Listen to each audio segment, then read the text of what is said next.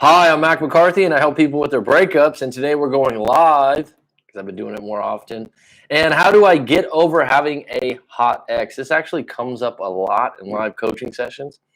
And there's a variety of reasons for this, but I think people find it more difficult to get over an ex or to move forward when they find that the person they were with was extremely hot with two T's. I didn't write it with two T's, but you know what I mean. Or fat, which the great Chris Tucker said, P-H-A-T, pretty hot and tempting.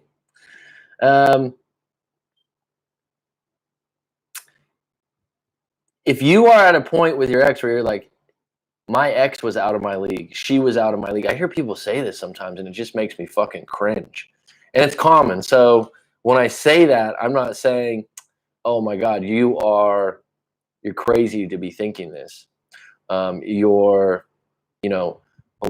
do you even think this way? There's a reason for it.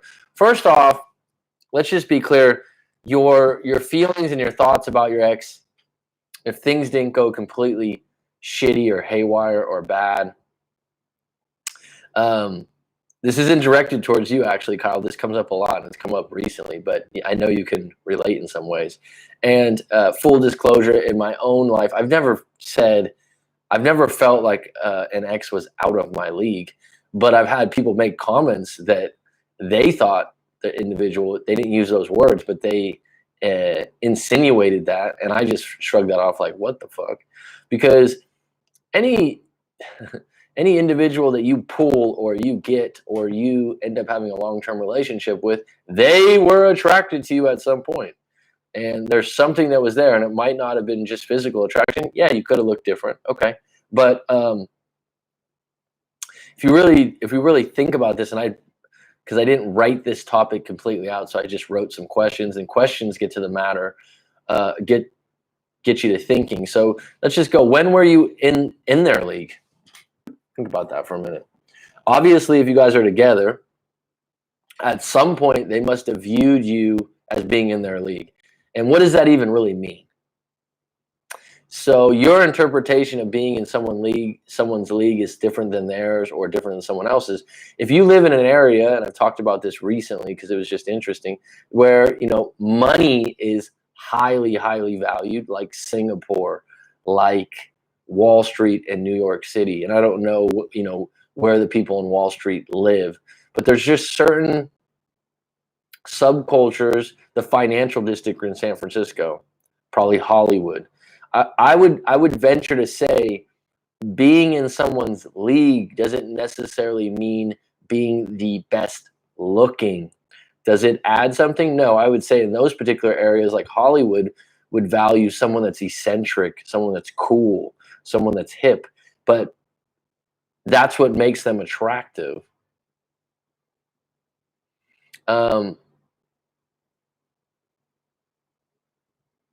Mindset is more important.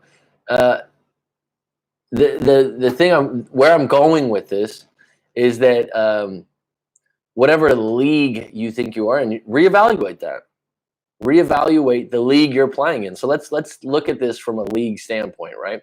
And if we compare it to sports, which I like to do because I like sports, we have different leagues, right? Whether you're into soccer, football, baseball, basketball, there's different levels of leagues, right? And this is because of performance and where the players are at and whatnot. And people can move up in leagues with practice. Now, this is a really interesting thing. If you want to play basketball professionally in America, it's extremely difficult to get drafted. It's extremely limited spaces on teams to get up.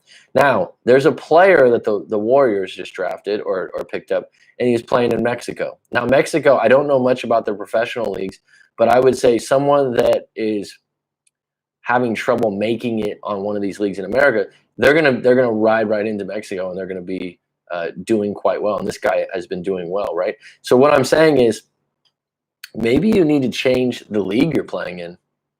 And what I mean by that, it doesn't necessarily mean that someone's out of your league in the sense of just pure attraction, because I think that that's the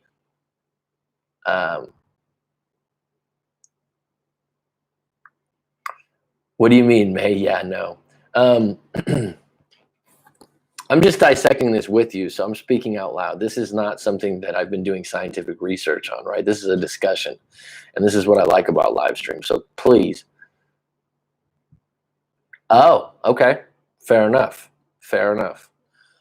What I'm saying is that the sport of basketball, if someone can't make it in the leagues over here, if they went to play over there, they might have a better opportunity at playing in that league.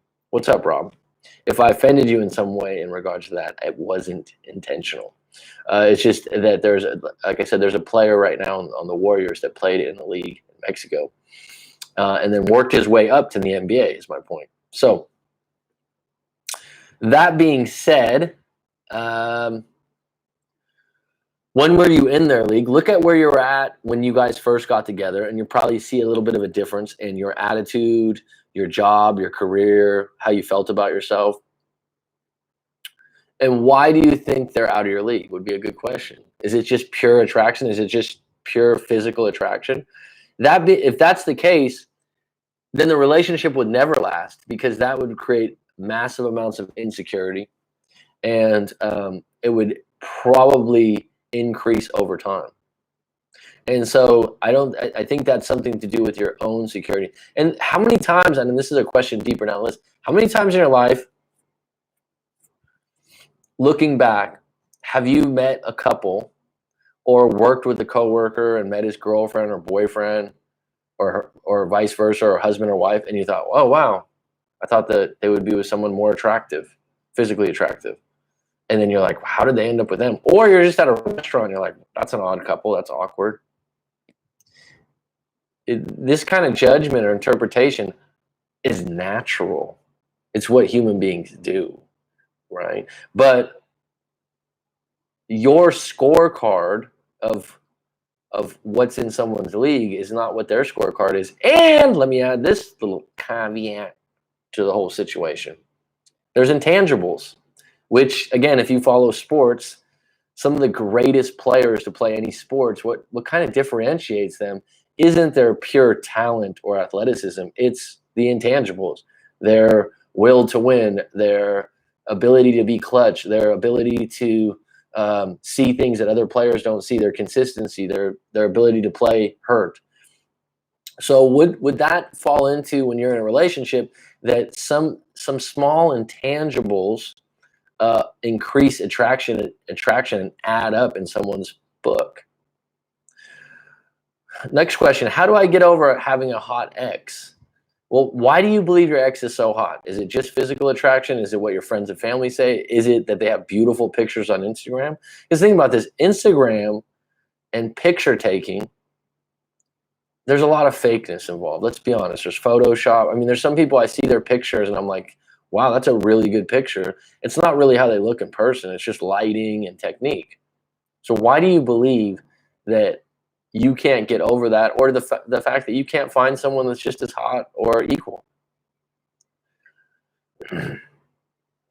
Good question. I've asked this before. Did you get lucky? You know, even if you win the lottery, what do you have to do to win the lottery? Because that's one of the most lucky things that you can think of, right? You got to play the game. I don't buy lottery tickets, so I never win. A lot of people go, oh, no one ever wins the lottery. Did you play? No, I never play. The one person I know that's won the lottery twice on scratchers bought them all the time. Are you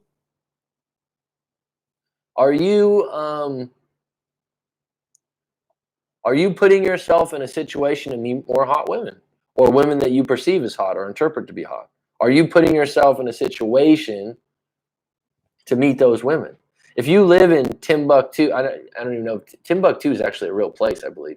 If you live in, a certain, and certain cities have more good-looking people, just because in that subculture of that city, it is in to dress sexy and hot and look your best, right? Like LA or Southern California. When I lived in San Diego, people just look. Everyone's got a tan. Everyone's got it. You go down there and you're like, wow. It's like all the good-looking people from your hometown or something move there. And someone will say, oh, well, that's, go down there and tell me what you think.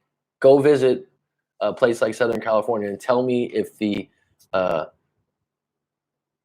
looks and the quality of attraction is much higher. And why is that? Because they put more value on that, and therefore they try harder. A lot of someone looking their best. Think about this for a minute.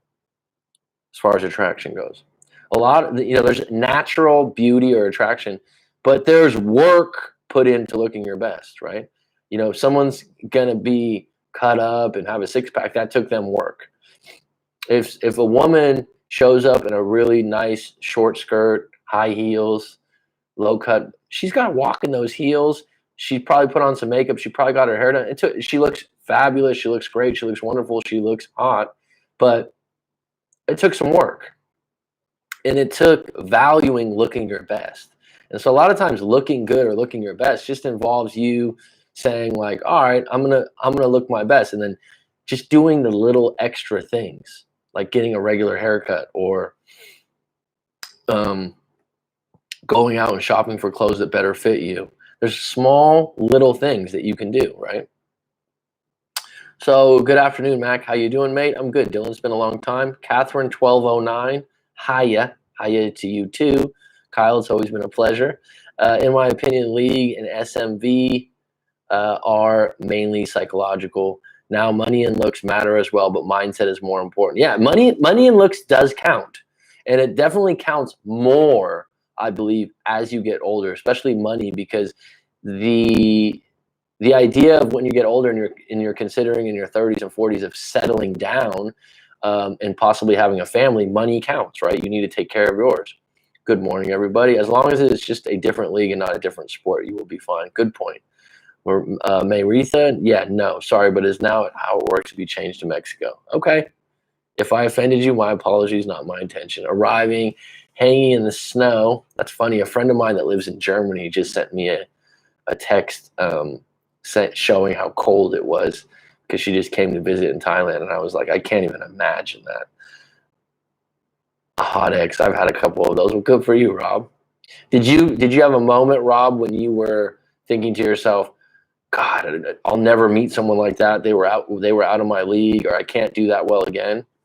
I mean, when you do think that way, my advice is like, even if you didn't think you lined up physically attractive wise or anything like that, they did see something in you. It wasn't an accident. Sup, Mac? Question: why is it you see all these dorky guys with stunning, beautiful women? Because the stunning, beautiful women find something in them. It's like, look at Neil Strauss. Great example. He wrote the book The Game, which is a huge, New York Times best-selling book. And then he wrote the book The Truth. He's written other books too. If you look at this guy's before and after photos, before he became a quote-unquote PUA, pickup artist, player, whatever you want to call it, it's amazing. It's amazing what he transformed into just by putting some effort into his look. And he's a short, he was kind of feeble guy, and he just put in work on his look. Now, what I would say, TW, the first question I'd ask you, Todd, is where are you seeing this? For example, Silicon Valley, right? Computer programmers, a lot of people that work in computer-based fields that make gobs of money. They're good at their job. They have a lot of confidence. Dare I might add, they might be smart. That can be highly attractive to a woman. But are they dressing like they, shopped at a dorky store? Maybe that's how they dress. Maybe that's how they look. But the attraction comes from their success all the time. But I would personally always assume that there is something offsetting the imbalance. Well, one I always remember was I used to work with this guy, and he used to be very good with women. Women were highly attracted to him. Dude had a good personality. It wasn't just his looks. He just had a good personality and a good way about him, and women flocked to him, and he was receptive to that. And he always had stories and different things like that. And he ended up with a girlfriend that I didn't find highly attractive, but was sweet and kind. But the thing is, he was at a time in his life where he had just had a drunk driving. He literally needed rides. He needed to be around someone responsible. And so he was really, really into her, and it was like, wow, like the other girls I've seen him with were much more attractive. But that being said, she had filled a void for him at that time in his life, not just giving him rides, but being supportive, being an anchor. She wasn't a big partier or a drinker. And so that was good for him. And he valued it. Tommy Willis, what's up, buddy? It's in the African country of Mali, isn't it? Timbuktu? Yeah, I think so. I think so. I think you're right. A, I value a girl that I have great connection with over a hot girl. And there's nothing, here's the amazing thing about hotness or attractiveness. I mean, I've talked about this many, many times. There's friends of mine that'll it's just like people that aren't picky eaters. They eat anything. That's a bad analogy, isn't it?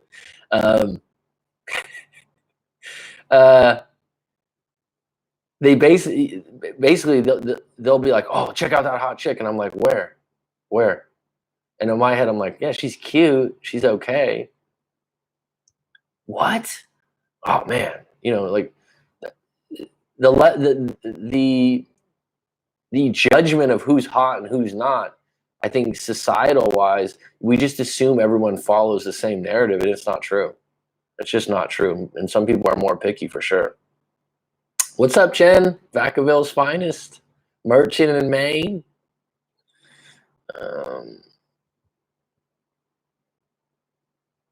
Where are we at? Someone told me it's because they know their man won't ever stray and can trust him. I mean, it certainly could be. That would be individually based, right? I know that people get tired of that kind of answer, but it absolutely is. I remember there was a story that came in a while back, and the lady described the guy as extremely slender, not very good looking, but she said she really liked his posture. I thought that was kind of interesting. She said he had great posture. Now, that is something that people overlook. And, I've had semi-bad posture for a long time. And posture is supposed to, elevate your status in the animal kingdom, right? It's something that people look at. That being said, her relationship obviously didn't work out. That's why she sent me a story. But she didn't paint the guy as a very attractive person. She liked his posture. She liked his confidence. And he had a really good job at a university. I was just talking to someone about this, and it's going to be in my book, about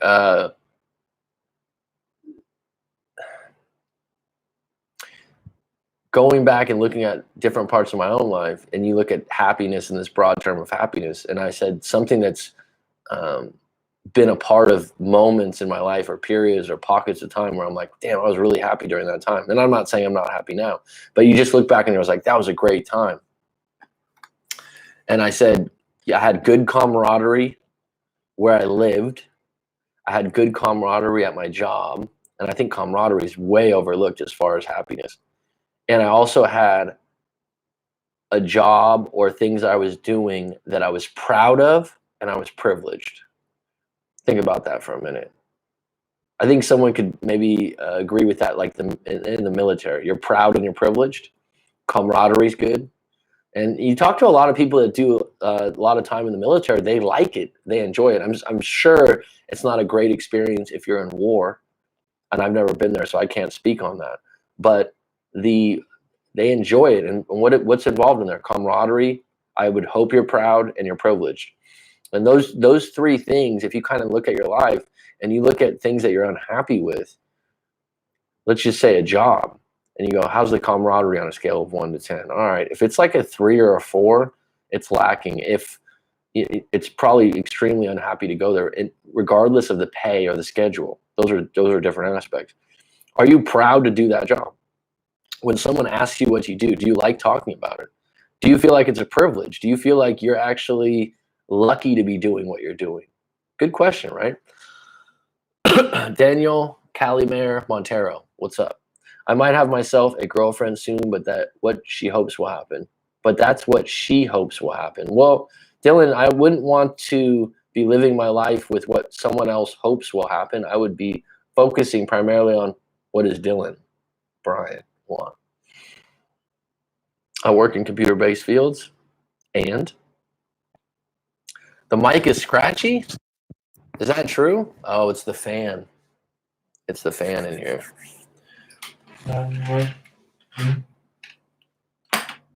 It's the fan. Isn't that a beautiful bed?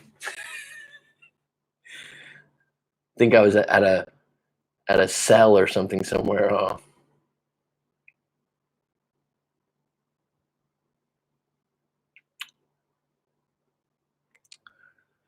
Sounds like a codependent dude. Sometimes codependency overrides other factors. I've never had a hot ex, but at least my sister says that. Well, that's your sister's opinion. See, I mean, looking back, I mean, what is hot too? I mean, why do we have different words for attraction? Let's just unpack that really quick. Gorgeous, beautiful, pretty, cute. Why do we use different words? Because there's a variable in there. Hot to me is sexually attractive more, right? I mean, we have so many different words for what is attractive. And if your sister's like, oh, he's not, I mean, why would you worry about that? Because you should be attracted to the individual. I mean, what I'm attracted to, what Tommy Willis is attracted to, what Rob's attracted to probably varies a little bit. Damn, coach, shots fired. I don't know what that's in regards to. I'm not shallow. It's always suspect when someone denies that they're anything and no one asked them if they were. So you can be a little bit shallow, and you're saying, I'm not shallow. I never said you were shallow. Do you think you're shallow, or did someone tell you that before? There are easy to get and easy to let go of too. Ooh, Rob's got some confidence. Facts, Rob. Actually, a lot of women, correct me if I'm wrong, that are extremely good looking and stuff and put a lot of work into their looks are deep down a bit insecure or overcompensating for something. Once I see the substance and depth isn't there, I'm out. I bet you have had a few hot exes, Rob. Yeah, including one celebrity. What? Oh, that's a little, that, good for you, Rob. Throws out a little, yeah, everyone's going to ask you now, who is a celebrity? I've dated a celebrity's little brother. Damn, Rob, I see you. Nice football player. I had the rapper Dash Loaf slide in my DMs before she blew up, and it didn't go anywhere. Are you asking me about football wear? Yes, just a bit. Just a thumbs up on the vid. Yes, it's scratchy. Still scratchy. Well, that's not good.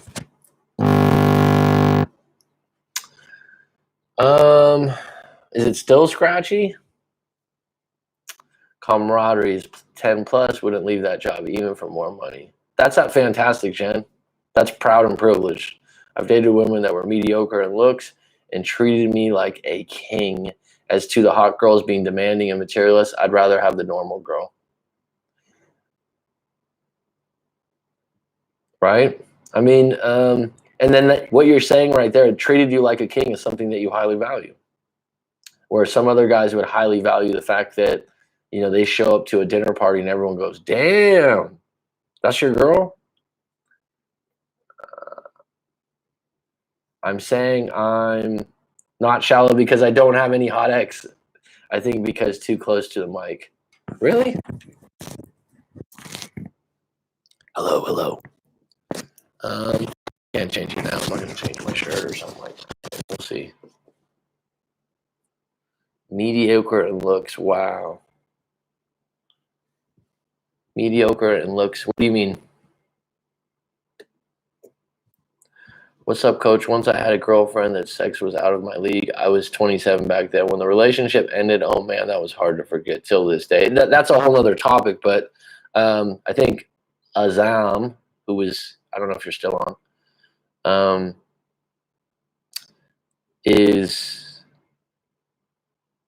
was saying that that's one thing he's having trouble letting go of. And I think Azam said he was 27, that it was just extremely good intimacy. And so, yeah, that's an issue, right? And that's not tied to looks, by the way, right? That's not tied to looks. That's not tied to looks. Looks is an opinion. That's what it is. And have you ever thought about how you develop who you're attracted to? Have you ever thought of that? Do you think you're born attracted to a certain body type? It's kind of an interesting question, right? Because everyone has something they're attracted to. But I read a book called oh yeah, it's the lure. It's the bait for sure, Tommy Willis. Abso-fucking-lutely. It's the secret sauce for sure. But I read this book, the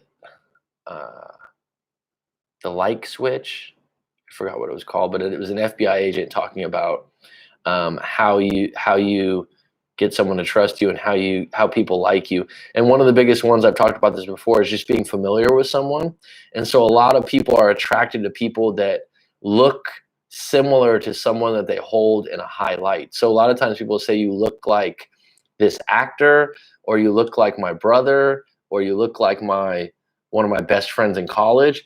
Now, you might go like, how would that work for attraction? What it does is it invokes, if they like that person, then somehow they relate it to liking you. Doesn't mean intimately, but it just means it opens them up. So familiarity, or some kind of feature in your looks that is associated with someone else. And that could be, the dorky thing, Todd, someone that's, had a really good friend or something like that. The familiarity of someone like that. The other thing is, in that book, I think it's the like switch. If you meet someone regularly, like a coffee shop, someone's working at the coffee shop, and you get to know them, they become more attractive to you because of the familiarity. Does that make sense? And the feelings they invoke. If it's just comfort and kindness, you'll find that person more and more attractive, and less about their physical being. I'm impressed. Out of your league is only about money and looks in all the comments.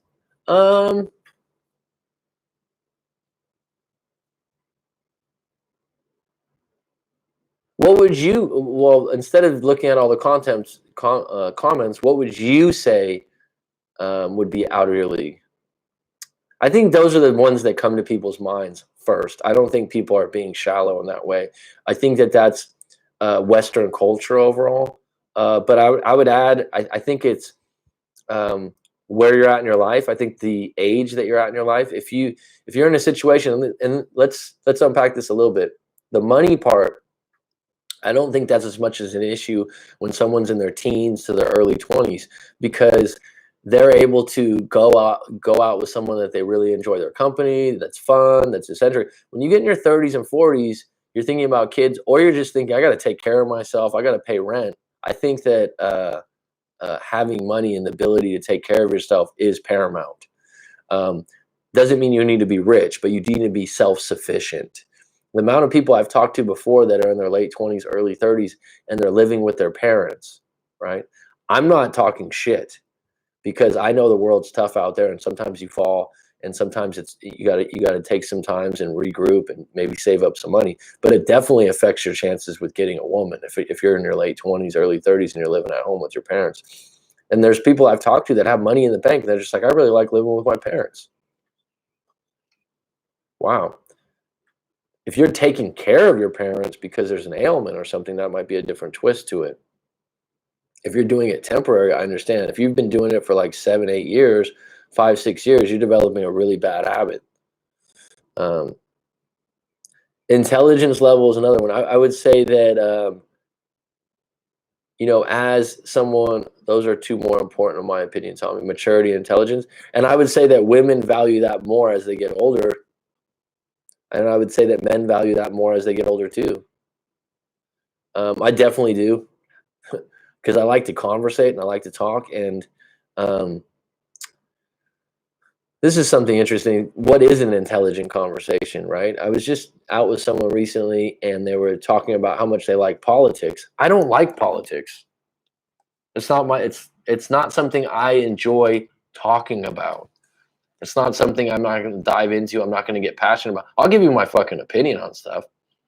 And I have some, some canned ideals about, most of them are corrupt anyways, and most politicians that would be really good don't want the job. We don't have enough options. I can go on and on, but I don't really follow it like I would follow. Something that I follow would be NBA basketball. That's like a vice of mine. Not everyone's into it. It's not a very useful thing. It's what I follow. So if you want to get in a conversation about that, I can talk about that for a while and talk about it for days. If you want to talk about breakups or relationships, I can talk about that for quite a while. You want to talk about psychology. And so I think when you start seeing someone and you realize some areas that you really enjoy, those really enhance attraction. There's an individual that I've done coaching with in the past, and he just came back recently, and he loves fly fishing. And he had a really cool job at a big theme park where he was, this sounds kind of weird, like he was a landscaping design artist or something. So he would design some of the features at the theme park, which I think is really cool. And this guy was like a sharp guy, and just and he went on a fly fishing retreat, and one of the fly fishing guides was a woman, and they just hit it off really well. And that seems ideal, because fly fishing is not just fishing; it's a subculture in fishing that's very specific. It's detail oriented. It's something that people that fly fish feel passionate about, and so if you could share something like that, that actually really enhances your long-term attraction and your ability to probably stay together.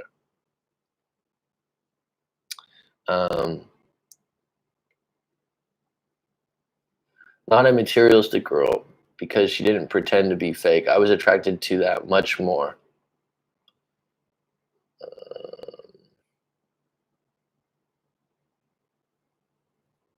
Those are more important, in my opinion. Even a person with a really good values, and now I'm called old. By who? Who calls you old? I wouldn't call you old for that reason. There was an individual that I did a live coaching with 4 or 5 months ago, late 20s, had been in a relationship 7, 8 years, and she thought it was great. It shocked her. The guy left. They had a lot going for themselves. She thought they would eventually get married. And she said from that breakup, she was going to seek out someone more intelligent. Like, she started going through all these things that she didn't like about the guy after we unpacked the breakup, and intelligence was a big one, and maturity was a big one. And she said she'd probably end up with an older guy in the future relationship because of what she learned about this guy. I'd prefer caring and loving, nurturing over looks all day long. Good values is a good one. And good values that line up with yours, right? Oh boy, politics is a rabbit hole. It is, and it's something that, this is the thing about politics to me, and I'm not going to talk about the ins and outs of individual politicians, because it's the same thing with basketball in a lot of ways. Are you just a spectator? Think about that for a moment. Are you just spectating? This is my issues when people are deep into politics. They go through all the different candidates. They go through all the different people. They talk shit about what they don't do, how they don't change the world, how they don't fix the economy, how they did this, how they did what the fuck are you doing in your individual life? And I'm not putting this at you, Tommy. This is just a broad statement to make the world a better place. But you're going around with someone that took a job like that, and you're just being a spectator. It's like me watching basketball, right? It's like if I just went around and just talked shit about every player that wasn't on my team, but I play in my free time. I played before. Am I an expert? Borderline. I played long enough. I've followed the sport long enough that I feel like I can voice an opinion. But here's a really good question for people that like politics. Are you ever going to run for office? Oh, no, never. Okay. Like, and then when I say that, I mean like any kind of office. Next question. If you were president, What would you do? Oh, and this is so funny because these people, I did this recently, and I said I'm just full disclosure, I'm not deep into it. I said, what would you do? And they're like, well, and I'm like, no, you're highly critical of everyone and this and that. So what would you do if you were? And the answer was like, well, I would improve the economy. Yeah, everyone would do that. What would you actually fucking do? Like, what would be a policy you'd do? Well, I would make sure that we got more jobs. And this is an individual that watches the famous or popular news stations of America, follows everything on it, has no individual policies that they would do for themselves. It was just broad topics. And to me, that was really telling. I'm like, are you really that good? Are you really into politics? Or are you just a spectator and a critic? It's a good question, right? I follow politics like sport. You said people that are old value more of that. You said that are old value more of that. It was a joke. I've been with guys with a lot of money, some really handsome, popular, or successful in their field. I can't complain in that subject. At the end of who intimidate me is the good values. Intimidate? Did you mean to say that? Someone intelligent, mature enough to get into a deep conversation. Yeah, I like a deep conversation myself. I was just recently having dinner with someone, and they just didn't have patience to go deeper in the conversation. They're like, okay, yeah, yeah, that's fine. You could just win at this, or you could. And I was like, this isn't about winning. It's about having a conversation and asking questions. Hey, Mac, is being physically attracted to your ex the same as hot? My definition, hot would be extremely sexually attractive. It would be above being physically attractive. It would be like, so and agree with me or don't agree with me, the people that are on deck right now. If I said, oh, she's physically attractive, to me, like, I don't know, 1 out of 10 scale, that's like a 6, 7, or 8. It could mean those things. If someone's being humble, it could mean a 10. If I say she's fucking hot, that usually means she's a 10 in my book, right? So I would say that hot is a little extra. People use that word when they're saying someone's, above, like extra physically attractive, but I don't know what your term would be. But being hot is physically attractive, so it's kind of a confusing answer. You were on a date, Coach Mac? Hey, Mac, is being physically attracted to your ex the same as hot ex?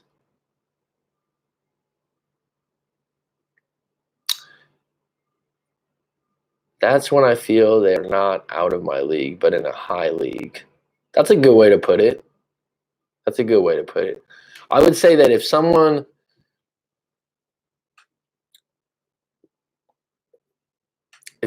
you feel like someone's out of your league, then you're already battling an uphill battle in the relationship, because, like I said, you're going to be insecure. Accepting that someone's better at making money than you, or they have more money than you, and you're impressed by it, that's just fine. But thinking that they're out of your league suggests that they bring way more to the table.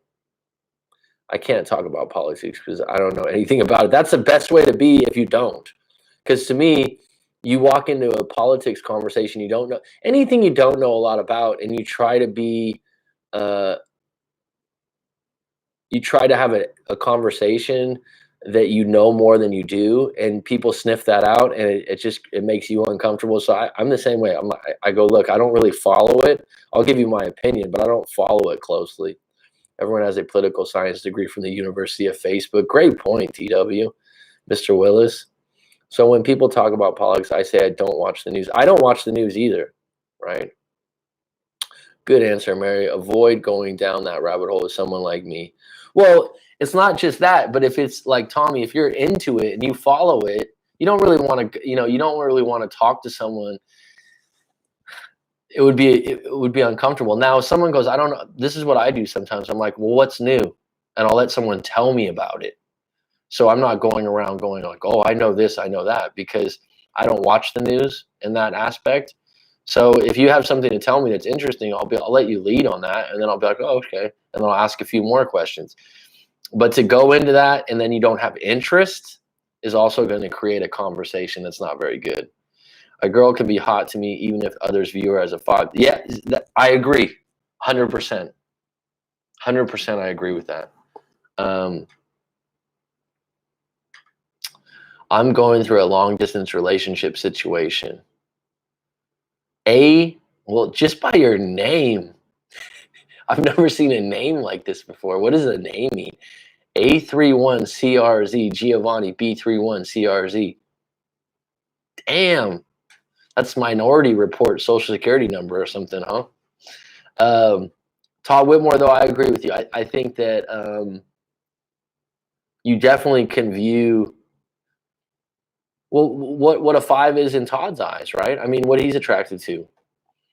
It was really interesting. I don't know if Rob's still on deck, but there was a Joe Rogan podcast I came across a couple of days ago. You know how he does snippets, like 10-minute clips of, and he was talking about the alpha and the beta male thing. And and it was funny because Joe Rogan, I don't know who the guy is, Rob, but you could probably Google Joe Rogan and alpha, and I could probably do it fucking right now. But it was interesting that let me look really quick. I thought it was interesting. I actually thought Rob will get a kick out of this because you always talk about alpha. Let's see what it was. I'll get it right now.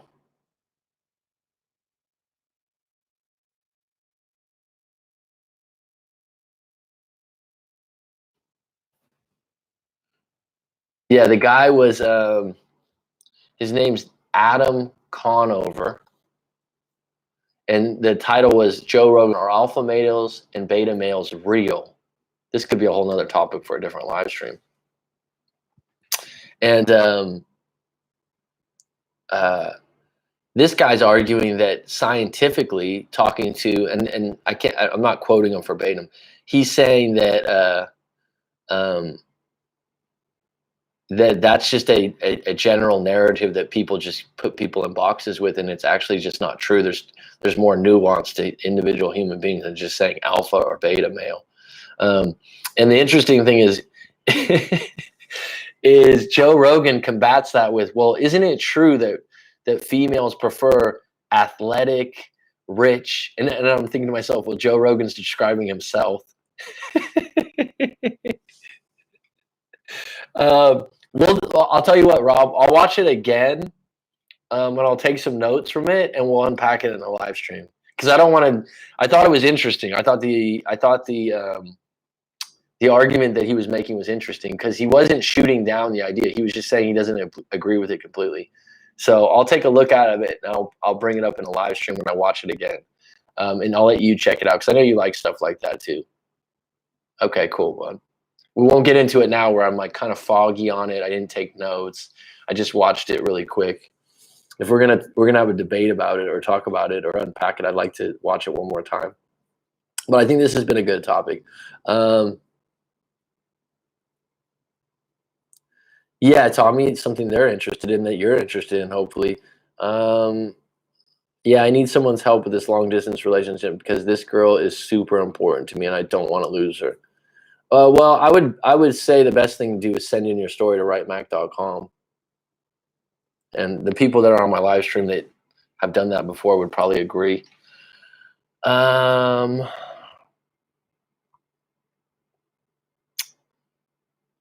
Adam, we'll look into it. What do you scale yourself? On a 1 to 10? I wouldn't because I don't know. Would you scale yourself on a 1 to 10 on looks or attraction? You know, it's a good question. It's like your eyebrows are going, would anyone say I'm a fucking 10? I remember I had one girlfriend say I was a 6. I was like, really? And she's like, yeah, but I'm really picky with my standards. You know that. Yeah, I need someone's help with the long distance. Okay, Adam, we'll look into it. I will need to watch. Okay, sorry, lost my place. It's not a general narrative at all. I know you don't think that. Like, watch the video and get this guy's perspective, and then we'll talk about it. I dated a chick that was an actual professional model at the time, and others around me didn't really find her that attractive as though I did. So it's all in your eyes. Yeah, absolutely. Absolutely. You know what? Some of my friends that think that, an individual is very good looking, I don't agree sometimes. Yeah, I'm from 1 to 10. What do you scale yourself?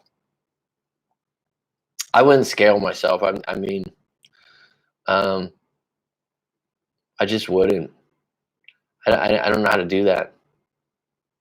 Let's debate it next time. Next time I will watch as well. Okay, cool. Okay, thank you, bro. I'll do that. Yeah, best to do, send it into writemac.com. On the services page, I kind of have some details on how to unpack it. Okay, thank you, bro. I'll do that. Why ask you, how do you scale yourself? Oh, you're asking Todd. Okay. Exes probably say the opposite about you. All right, I'm checking out. See y'all later. Take it easy, Tommy. Mary, because I date guys that is either 2 points under or above yourself. What's up, Skinner? Chi-Town's finest.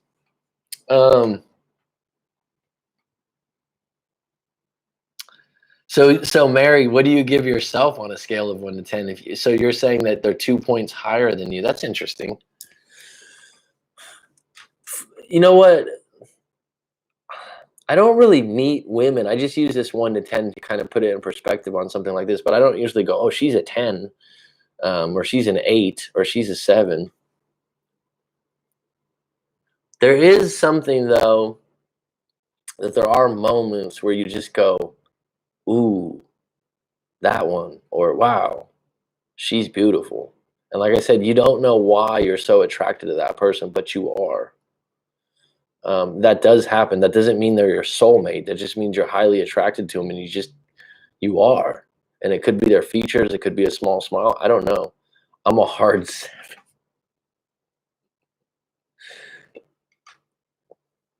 Good for you. I'm a hardcore 6.9. Well, Mary only goes out with 9s apparently, right? Because it's 2 points higher. Is that what you said?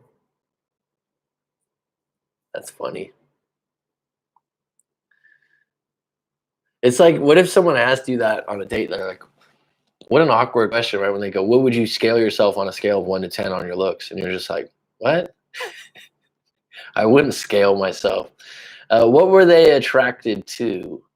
So let me get back into some of these questions. How do I get over having a hot ex? What were they attracted to? So look back at when you first were together and things that they actually told you impressed them, or they seemed like they were into. Are you still that same person or doing those things? How are the other parts of them? So if you have a hot ex, what are some other things about them besides them being hot? Are you sure everything was hot about them? Could you trust them? So if you have this idea that they're completely, utterly hot, do you trust them around other guys? There's a lot of guys out there, if they like hot women, but they get insecure with them. This is where I wrote, trick question. Did they make you insecure? Because you're the only one that can make yourself insecure, correct? Are there couples where the looks don't line up? We talked about that. How does this happen? How do you get to a point where you start thinking, she's so hot, she's out of my league? Well, it's simple. You lose confidence. And after the fact of breaking up, you somehow put together a narrative where you're like, wow, the reason we broke up is probably because they were better than me, or they looked better than me, or they looked better than me at that time, or they were better than me, or they made more. And you start going through all these things. And the reality is, you could believe that or not believe it. Todd Whitmore, yeah, I'd never rate yourself. Yeah, I agree with Todd. But if you want to do it, I'm in support of that. And if you want to give yourself a solid 7, I'll support you on that. Then we could date Rob. Ooh. Dun, dun, dun, dun. Raising a thought to rate yourself because you don't look the same in others' eyes. I don't rate my, yeah. beauty's in the eye of the beholder or whatever. I mean,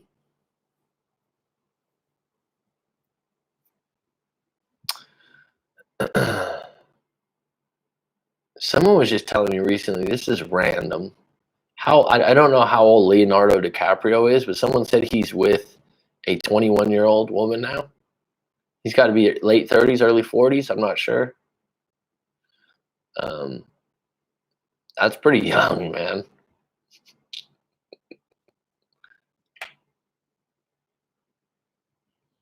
They were saying he was just in Thailand for New Year's and they saw him. I was like, I didn't even know that.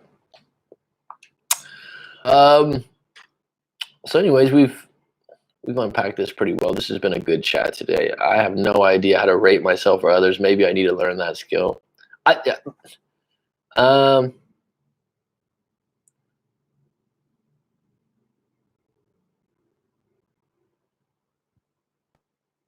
Oh man, what's up, Josh from the Bay? I was just thinking how you were doing for the Bay Area. I have no idea how to rate myself or others. Maybe I need to learn that. Oh shit. You can definitely get my email, bud.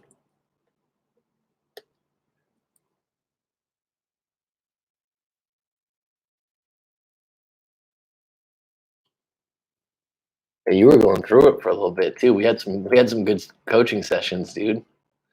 I'd love to hear your success and how you're doing. That's 2 years ago? Shit, man. I have such a good memory. I can remember our conversation. You didn't like going over the bridge. You didn't like, yeah, you had some interesting things. It gets better, fellas. Well, this is a good example of someone that did a live coaching session. This is, man, it's great, coach. Utilize him. Thanks, buddy. I appreciate that. I hope you send me an email and we'll get in contact. We'll definitely talk, dude. And it's funny how this shit works because I swear to God, I'm not lying. And I do this a lot because I talk to a lot of different people and I'm like, oh, I wonder how that kid Josh is doing from the Bay. It flashed through my mind. Thanks, buddy. But that's 2 years, man. That's great to hear because you're good people, dude. You got really deep on stuff too. What are you in your early 20s? You were like 21 or 22 when we talked, I think. You went on a second date last night, a night date. Good for you, Mary. Good for you. Oh gosh, man. That's soon. Well, definitely send me an email. We'll have to catch up, bud. And that thing I talked about creating a platform for other people to do coaching. If you're still interested in that, I think you were. That's coming about. So young. I wish I was 25 again. You can't be 25 in your head. I mean, I feel young though. When people ask you how old you are, and I'm 39, I don't feel 39. It's just sometimes when you hang out with younger people, you realize how much older you are. Some of the lingo or some of the ways they talk or look at things, you're like, okay, yeah. I enjoyed being 25, but I like the wisdom I have at my age now. I like the wisdom though, and I don't think you can get both. I don't think you can have the wisdom and life experience at 25 that you do when you're 39 because it's just you can't program that like you can put it in a computer or something. And fortunately for myself, where I'm at right now, I'm happy with myself. I'm happy with what I'm doing, and I think that counts a lot for your youth, doesn't it?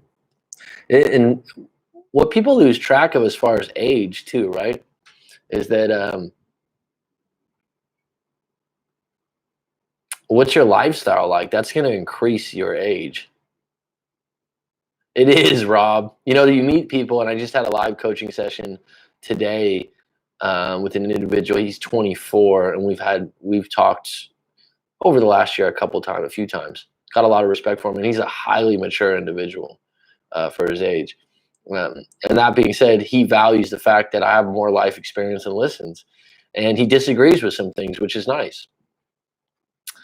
But yeah, I look back, and if I could, fucking, take a time capsule and go back in time and just have this package of wisdom and the way I look at things and the books I've read, the twists and turns I went through, it would be fucking nice.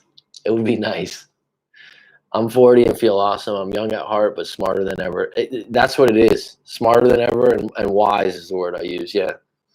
Love the 30s and the most so far. Just wish I could stay young much longer. Yeah, I mean, the one thing I do notice is like when I go for a run or I play some sports or something like that, I'm a little bit more achy. Drinking, which I've pretty much pushed to the side this year, which wasn't a big problem for me in my life or anything like that, but I like to have a few beers from time to time. Hangovers were much worse late 30s. Epic hangovers. And like you just don't see that kind of thing where you just lose a whole day. Love the 30s. Lifestyle is huge in terms of having the vibe in your head about age. Yeah. You know what else, Rob? Like, there was a great study. I've talked about this before, and I thought it was really interesting. They did a study where they took people, I think, in their 70s or 80s. And again, I don't know this verbatim, but basically they put them, haven't had a hangout in about 10 years. What does that mean? If you could do that, your life trajectory would be very different. Yeah. Hangover. Okay. Why is that? What are you doing that you don't get hangovers or you don't drink? Brash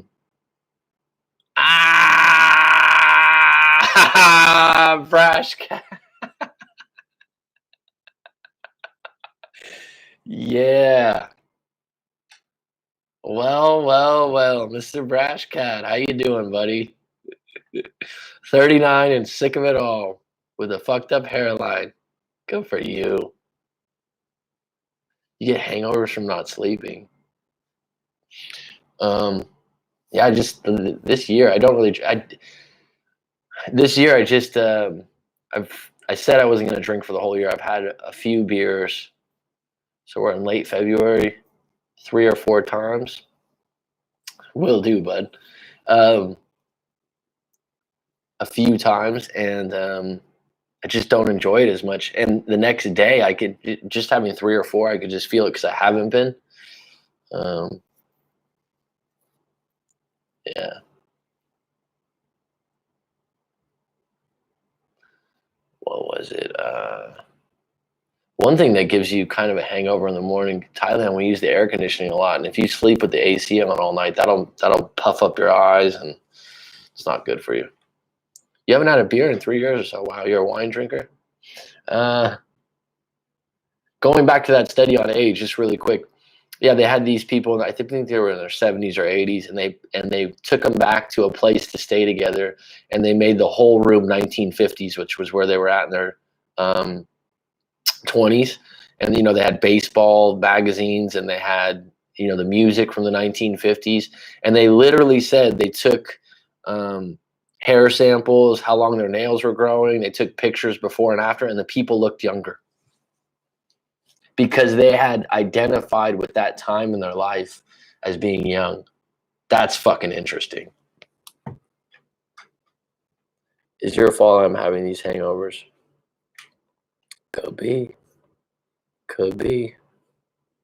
Could be. The mind's a powerful thing.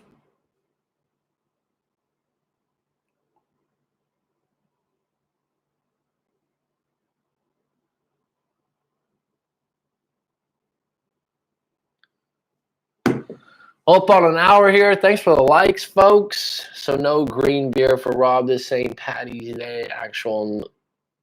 Norm is actually Norman's fault. Okay, you guys got your little inside things. Thanks for the likes, folks. Thanks for coming on board. We did a full hour today, which was good. Any closing questions, as I like to ask? No? Thanks for telling me to check my scratchy mic. Rob, it's been a pleasure. Todd Whitmore, Brash Cat. Great name. Spanish hairline. Where do you get this shit? I don't even know what that means, but it's funny.